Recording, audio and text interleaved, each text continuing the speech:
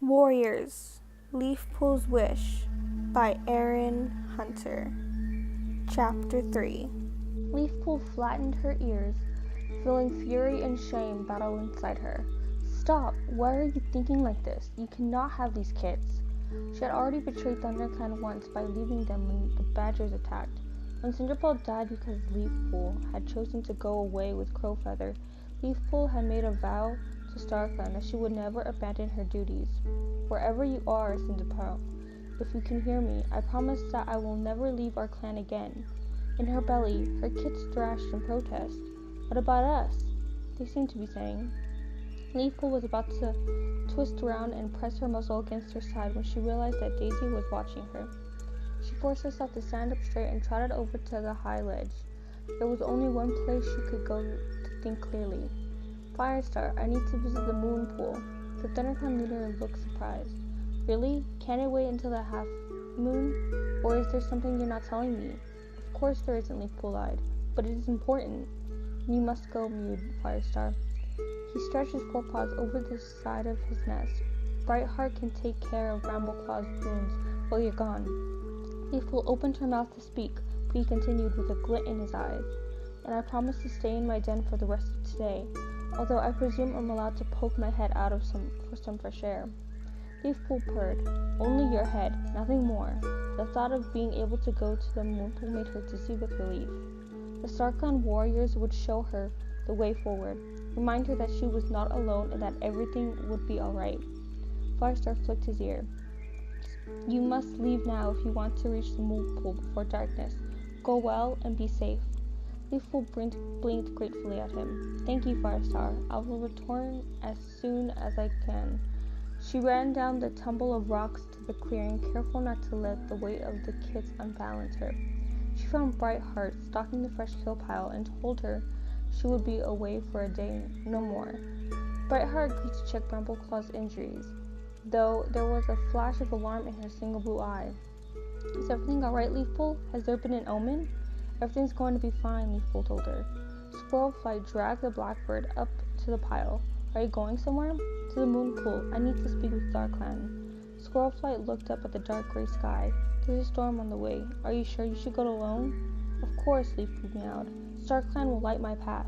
Her sister nodded to the blackbird. Do you want something to eat before you go? No, I want to be there by nightfall. Leafpool touched her muzzle to Squirrelflight's and turned away before the she-cats could ask any more questions. In spite of the heaviness inside her belly, her steps felt light and quick. StarClan would show her what she must do. The storm hit just as Leafpool started the rocky climb up to the hollow where the Moonpool lay. Freezing wind buffeted her fur and flung sharp pelts of hail at her until her skin was soaked and sore. Leafpool lowered her head and plodded on, sinking her claws into the mud between the rocks so the wind wouldn't blow her off the path. Inside her, the kids seemed to curl up in fear. Don't be scared, little ones. I will keep you safe. Leafpool was trembling so much from cold and exhaustion when she reached the top of the hollow that her paws could hardly carry her down the print-marked spiral path. She stumbled to the edge of the Moonpool, ruffled and black in the half-light, and let her body fold into the hard stone. Waves splashed against her muzzle. Too tired to utter a prayer to StarClan, Leafpool plunged into sleep. She opened her eyes in a warm green forest with sunlight slicing between the branches. There was the scent of prey on the air and the rustle of a small furry animal in a nearby patch of ferns. Leafpool looked around for the StarClan warrior she hoped to see and saw a slender, dark gray cat watching her with his head on one side. Your turn, Leafpool, he prompted. He nudged a ball of moss with his forepaw. Remember what I showed you about bouncing? Crowfeather! And she was not in StarClan, but back in a memory of the time she had spent with the WindClan warrior in the woods beyond the ThunderClan border. Crowfeather flicked his tail. Don't be afraid of some mossy cheese. Rabbits have teeth and claws to fight back with, but this won't hurt you. Leafpool crouched down and crept towards the moss. She flattened her ears, shifted her weight onto her haunches, and sprang forward with her legs outstretched. At the very last moment, Crowfeather rolled the ball of moss away with his paw, and Leafpool's claws grasped a thin air. Oh no! Crowfeather purred. It escaped! Leafpool whirled around and jumped onto the moss, ripping it to shreds. "Take that," she hissed. "You won't get away from me." She looked up at the dark gray tom, laughter bubbling inside her. "I haven't played this game since I was a kid," she mewed.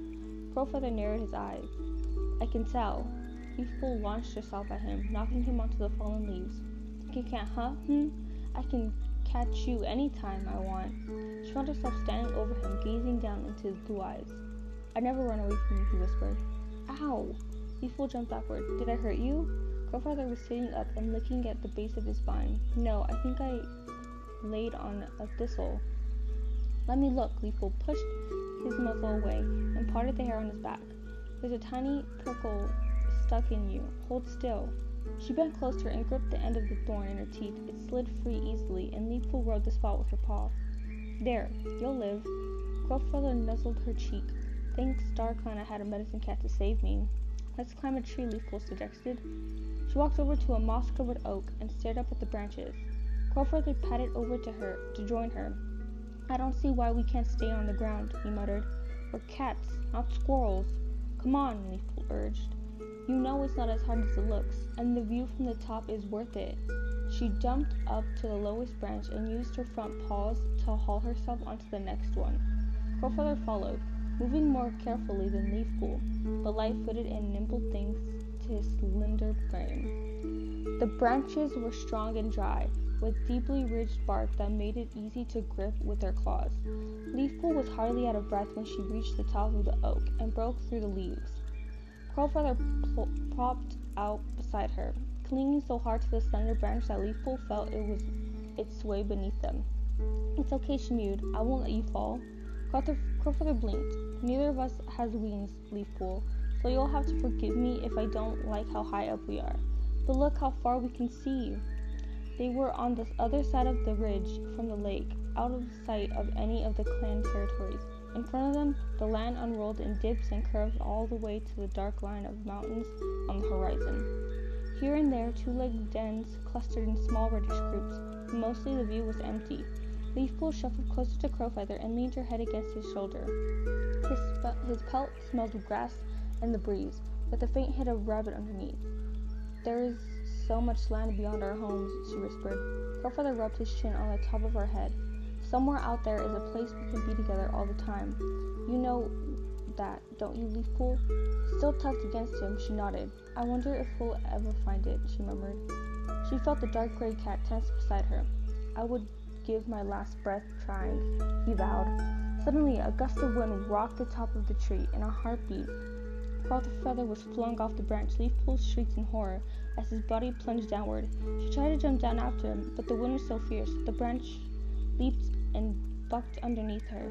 She clung on, flattening her ears as rain pelted against her, and the forest and the view disappeared in swirling darkness. "Help!" she wailed. "Crowfeather!" The branch under her paws vanished, and her claws scraped against the cold stone. The wind faded, and Leafpool realized she was standing beside the Moonpool.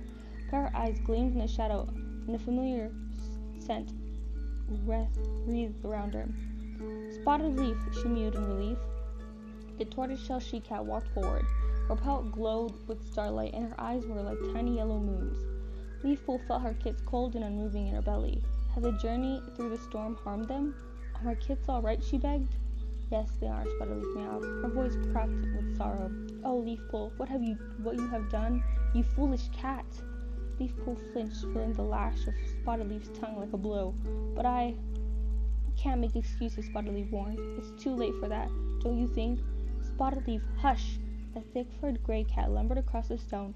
Her flattened muzzle and stained teeth shone with the same light as her clanmate. "Leafpool knows what she has done." Spotted Leaf narrowed her eyes. "If you can see a way out of this, you're a wiser cat than I am, Yellowfang." The old medicine cat twitched one matted ear. "Wisdom comes in many shapes. Now leave us alone." She pointed into the shadows with her nose. Spotted Leaf glanced once more at Leafpool, then patted away. Leafpool crouched on the ground, not daring to move. She waited for Yellowfang to tell her how reckless she had been, how she had dishonored medicine cats everywhere. But to her surprise, she felt a rough tongue licking her head. Shaking, Leafpool let herself relax against the old she-cat. "Oh, little one," Yellowfang rasped. "I'm so sorry." "It's hardly your fault," Leafpool pointed out, her voice muffled by Yellowfang's fur. You know you're not the first medicine cat to have this happen, the old cat meowed. Really? Leafpool was disbelieving. Yellowfang nodded her chin, brushing Leafpool's ear. Happened to me a long time ago. Leafpool sat up so quickly that her head banged against Yellowfang's muzzle. What? The gray-furred she-cat sighed and turned away to sit at the edge of the Moonpool. The water was still now, black and starlit like the sky.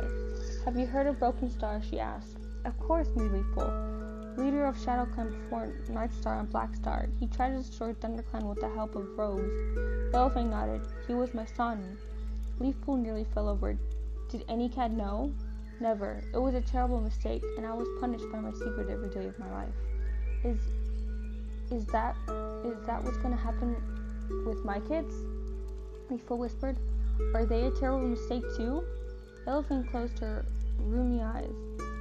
Never say that. Life is always precious. It is what we fight for so hard with every breath we take. But medicine cats are forbidden to have kids. What I have done is wrong, Leafpool crouched on the stone, feeling the chill seep into her paws. Wrong, according to one code, but there are other ways to judge what we do, Yellowfang rasped. We are not allowed to have kids because we are supposed to love all our clanmates equally. And the first clan cats were afraid that we could treat our kin ahead of any others. But when your kids are born, Leafpool, you will learn that your heart has space in it to love more than you could possibly imagine. Loving your kids does not mean you have less love for your clan. Then the code should be different, Leafpool mewed hopefully. Yellowfang lashed her tail. I did not say that. The code of the medicine cats is there to remind us of our duties. We cannot change it, any more than we can change the seasons. Leafpool felt a faint stirring in her belly, and she curled her tail protectively around her flank. Is there any chance my clanmates will accept these kids? ThunderClan lives and breathes the warrior code. I cannot promise they will forgive you, but your clanmates have suffered so much these past few moons. Nothing should matter more to you than staying with them. The old cat's gaze softened. Your kids need to not follow the same path as mine. If they believe that they are wanted and loved from the moment they take their first breath, they will have a chance to grow into strong, loyal, kind warriors. She looked down at her paws.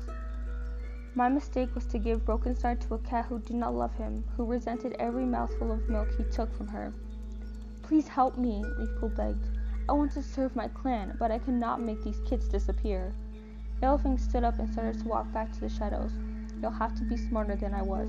That's all. Leafpool opened her mouth to protest, but there was a rush of wind and darkness, and when she opened her eyes, she was lying beside the Moonpool with her babies wiggling inside of her, as if they were tired of lying on the cold ground. Leafpool heaved herself to her paws. StarClan had spoken clearly. Her duty was to remain as ThunderClan's medicine cat. But how when there was no way to keep these kids secret? Leafpool knew she had to confide in a living cat, and there was only one she could think of, a cat from whom love and happiness spilled out. Surely there would be enough to spare for some helpless kids. And this was the cat Leafpool had been closest to all her life, even when they were far apart.